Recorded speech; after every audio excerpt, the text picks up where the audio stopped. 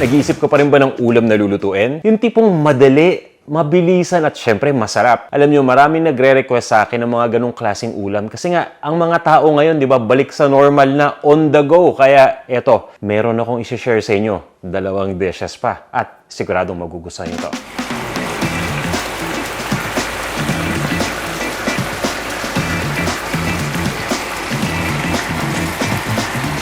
Welcome sa Panlasang Pinoy! Magluto naman tayo ng shrimp and broccoli in garlic sauce. At hindi lang isa share ko sa inyo, 2 versions yan, guys. Kaya tara na, umpisa na natin sa paggawa nitong ating unang version. Eto na, dito na tayo sa ating unang version. Ang unang ginagawa ko, inaasinan ko muna tong hipon. So itong hipon na to, nahugasan ko ng mabuti. At ito yung nabibili natin na frozen na hipon. So ang ginagawa ko dyan, syempre, ito-thaw natin. Tapos, yung dulo niyan, yung dito sa buntot, kasi frozen yan pero wala ng shell. So, yan, tinatanggal ko rin yon para talagang walang shell. Kumbaga, diretso kain agad. Yan, pabayaan lang natin to. Mga 5 to 7 minutes, okay na to. I-prepare muna natin yung ibang mga ingredients pa. So, yan, meron tayong bawang. Kailangan lang natin itong i-mince. So, guys, mas maganda kung gagamit talaga tayo ng almirez dahil nga, mas madidikdik natin mabuti yung bawang. Otherwise, hindi natin siya mapipino ng tuluyan. So, at least to, madali na. Yan, okay na to. Hindi naman yung sobrang crush yung kailangan. Ganyan lang, ayos na. Iwain ko lang ng maliliit. So, yan. Okay na muna to.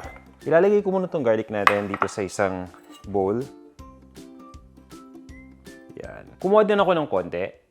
Yan, tatabi lang natin. Panggigisa natin na ito mamaya. Yan. At ngayon naman, yan, dahon ng sibuyas. So, pagdating sa dahon ng sibuyas, ang kailangan lang natin dito, yung kulay puti. So, yan. Okay na muna to. Tatabi ko na muna itong green. At pwede pa nating hiwain ng maliliit itong matigas na part ng sibuyas. Okay na to. Ready na yung bawang, pati yung ating green onion. Ngayon, ilagay na natin yung mga ingredients para dito sa ating garlic sauce. Yan tayong soy sauce dyan. Sesame oil. Tapos niyan, guys, maglalagay ako dito ng cornstarch dahil ito yung pampalapot natin. So, ganyan lang kasimple yung garlic sauce nitong unang recipe natin. Yan, guys. Haluin lang natin mabuti. So, kung nagmamadali kayo tapos merong hipo na available, pwedeng-pwede ninyong gawin ito. Itatabi ko muna tapos yung broccoli, prep na natin para maluto na agad. Pagdating sa broccoli yan, tatanggalin lang natin ito. Hiwain lang natin into florets, diba? Yan, okay na itong broccoli natin. Tapos, hindi ko sure kung ginagamit ninyong part na to, itong matigas na part ng broccoli. Actually, okay na okay yung gamitin yan eh. Pwede nyong pagtsagaan lang na balatan ng konti, kahit naman hindi masyado. Yung outer part lang, para hindi masyado matigas, right? Tapos, is-slice lang natin. Ang gagawin natin dito sa broccoli, binablanch lang natin ito. Kaya partially muna natin iluluto itong broccoli. Tara, gawin na natin yon. So guys, eto na nga, nagpakulo na ako ng tubig at ilagay na natin lahat ng broccoli dito. Pati yung malilit na hiniwa natin kanina na slices, okay na rin yan. Tapos niluluto ko lang to ng mga 2 minutes, pero ikut-ikutin din natin eh.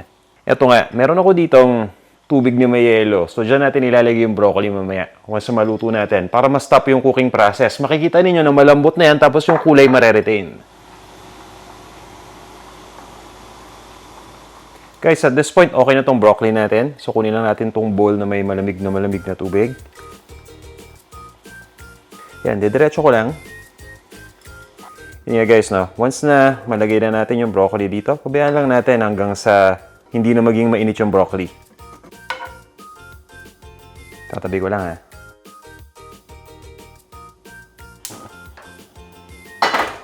Lalagay lang ako ng mantika dahil ito na, magigisa na tayo. So, yung bawang na mince na natin kanina, di ba? Lagay na natin dito. So, tong bawang hindi ko papabrown masyado, ha. Ganyan lang muna. Ilagay na natin yung hipon.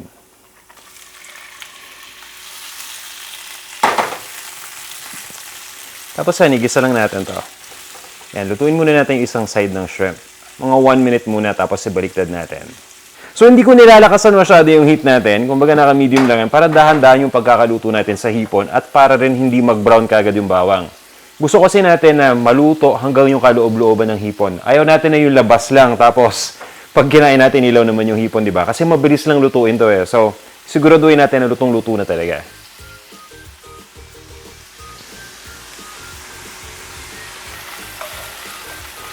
Yan, pwede ko nang lakasan ngayon yung ating heat. After that, ilagay na natin yung broccoli. Since na-blanch na natin to, hindi na natin kailangan lutuin pa ng matagal, diba? Kaya hindi ma-overcook itong shrimp. Tapos, itong Chinese cooking wine na nga yung Shaoxing. Yan, konti lang. Yan, lulutuin ko lang to ng mga 30 seconds lang bago ko ilagay yung ating garlic sauce. Papa-evaporate ko lang muna yung alcohol na galing dun sa ating cooking wine. At eto, hinahalo ko lang ulit itong ating sauce. Yun. Dahil nga nilagyan natin ng cornstarch, expect ninyo na lalapot kagad yung sauce dito. So, yun yung purpose niyan.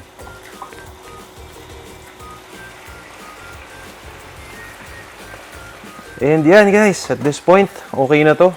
Yan na yun. Hindi na natin kailangan tong lagyan pa ng ground black pepper or anything. Lahat ng ingredients na kailangan natin, nandito na. Pero kung gusto ninyong timplahan ng pepper, walang problema. Ganyan lang kadali ang una nating version ng shrimp with broccoli in garlic sauce. Ilipat ko lang to sa serving bowl, tapos yan, gawin na natin yung second version natin.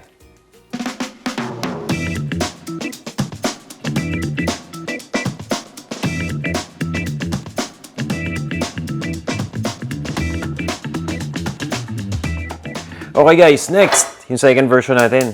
Painitin na natin tong lutuan. Ready na sa ating bawang. Lagay na natin. At sibuyas rin. So, igisa lang natin ito hanggang sa lumambot na yung sibuyas. Dito naman sa version na to, okay lang kahit mag-brown yung bawang. Actually, mas gusto nga natin yun. Yan, kaya naka-high heat setting tayo guys. Yan, bayaan muna natin yun na mag-isa. Parang fina-fry natin yung broccoli. Dahil nga matigas yan, haluin lang natin. Tapos itutuloy ko yung pagluto dito. Mga 1.5 minutes lang para partially cook na tong ating broccoli bago natin ilagay yung hipon. Yan guys, okay na to. Nalagay ko na yung hipon. So, tong hipon may shell. Yan, kitang-kita naman, diba? Nilahat ko na, no? So, pabayaan lang natin yan dyan. Ang ginawa ko dito sa hipon, yung usual na paglinis. Diba? Tinatanggal natin yung bituka niyan. Pati na rin yung antena. So, may dalawang paraan ng pagtanggal ng bituka. Yung paggamit ng tinidor at yung paggamit ng toothpick. Pagdating sa paggamit ng tinidor, guys, papadaanin lang natin yung tinidor dun sa likod. Tapos, susungkitin lang natin yung bituka. Yung toothpick naman, tutusukin lang natin crosswise yung hipon. Tapos, susungkitin lang natin yung bituka sa sama na yon. So, gawin nyo lang kung saan kayo mas komportable. So, yan. Lutuin lang muna natin ito. Halu-haluin lang natin. So, ito importante na halo-halo. Pero, dahan-dahan yung paghalo, ha. At habang inahalo, guys, ng ganyan, pwede tayo maglagay ng ating Chinese cooking wine dyan. Again, optional ingredient itong Shaoxing. At habang naluluto yan, ipiprep ko itong isang ingredient pa. Then, maglalagay ako ng bell pepper dyan. Mabilis lang maluto to. So, pwede na nating ihalo yung bell pepper habang niluluto yung hipon. Okay, guys. Increase ko lang muna yung heat, ha. Tapos, tutuloy ko lang yung pagluto dito. Alright, guys. So, yan. Okay na to. Ilagay na natin dito yung ating mga sauce. So, meron ako ditong oyster sauce. Yun, oh. Wow. Yan. Dahan-dahan lang natin na hahaluin ulit ito. Gawin muna natin yung slurry. So, eto, meron ako dito ng tubig. Tapos, maglalagay ako ng cornstarch. Tapos, haluin lang natin mabuti. Yan. Tapos, ilagay na natin ito dito. Kalahati lang muna. Tuloy lang natin yung pagluto. Siyempre, gusto natin dito yung saucy para sa version na to. I-prep na rin natin yung dahon ng sibuyas. Yan, kanina, yung natira doon sa ginamit natin sa unang version. Yan, tapos ilalagay lang natin with the rest of the ingredients. Sabay, buhos na nung natirang slurry. Yun. Tapos guys, naglalagay pa ako dyan ng garlic powder. Dahil nga, di ba? In garlic sauce yan eh. So, dapat, lasang-lasa natin yung garlic. Tapos, toss lang natin to. Tapos, titimplahan lang natin yan ng ground black pepper. Tingin ko hindi na tayo maglalagay ng asin dito kasi sakto na yung oyster sauce eh. Baka umalat na masyado kapag inasinan pa natin. Guys, diba? Simpleng-simple lang magluto nitong version ng ating shrimp with broccoli and garlic sauce. Ito yung ating second version. Ilipat lang natin sa isang serving plate. Tapos, iserve na natin.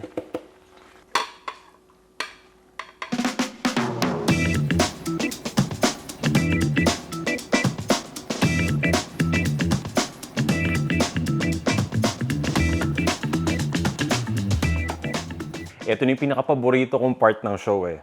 Tikiman portion. Tara, tikman na natin to. Una natin tikman itong unang version. Siyempre guys, magkakanin yata ako dyan. Para kumpleto, di ba?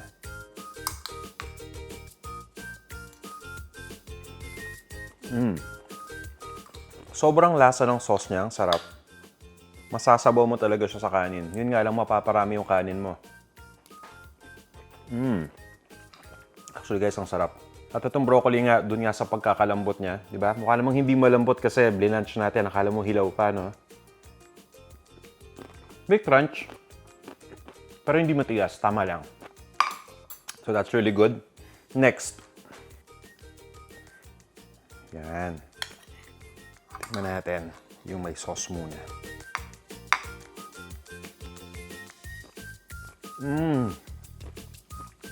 Yes. Sarap. Ito yung matitikman mo sa mga Chinese restaurant na klase.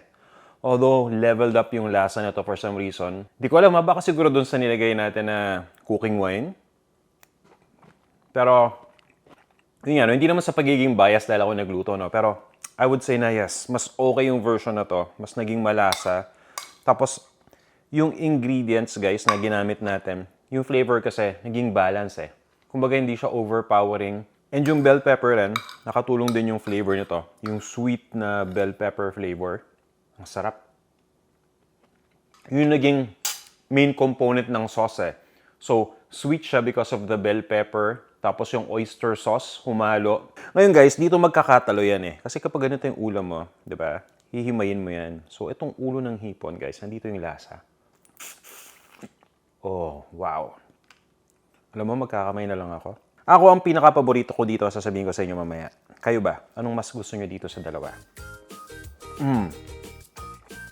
Grabe, sarap. Ang paborito ko dito sa dalawa, to be honest kasi itong pangalawa. Yung una guys, masarap din ha, don't get me wrong. Sobrang simple lang niya. Ito yung mga tipong gagawin mo kapag nagmamadali ka talaga. Itong isa naman, ito yung gagawin mo kapag merong handaan or may picnic, may outing. Sigurado, panalong-panalo, magugustuhan ng lahat. Guys, sulit. Kahit na dalawa na luto ko, less than 30 minutes naman, kaya ang bilis.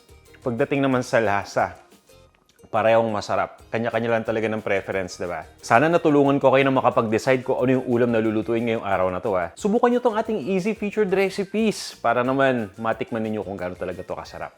Maraming salamat sa pagnood ng video na to at guys, nasa TikTok na pala tayo. I-check nyo lang Panlasang Pinoy OG. At bisita kayo lagi sa ating food vlog dahil doon yung makikita yung kompletong recipes ng mga sinishare natin dito. Panlasangpinoy.com. Magkita-kita tayo sa ating mga susunod pang video guys, okay? I'll see ya!